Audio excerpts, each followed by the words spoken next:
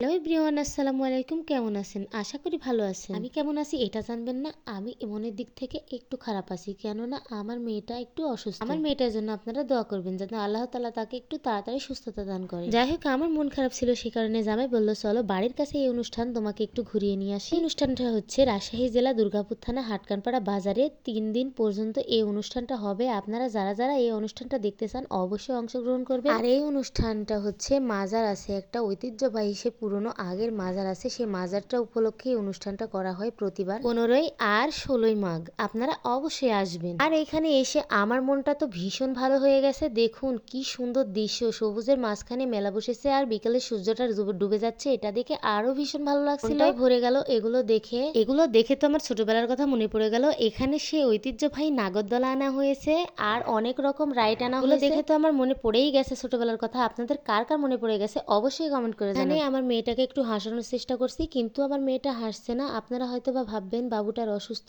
তারপরে কি জন্য এভাবে মেলাতে ঘুরতে গেল, কিছু তো ভেঙে বলা যায় না। যাই হোক, তারপরে সেই নৌকাটাতে গিয়ে উঠলাম, উঠে অনেক মজা করেছি। অনেক লোক উঠছিল, আমার জায়রা উঠছিল, পাড়া প্রতিবেশী আত্মীয় স্বজন সবাই দেখছি ওখানে নৌকাতে উঠছে, আমাকে ডাকছে দূর থেকে।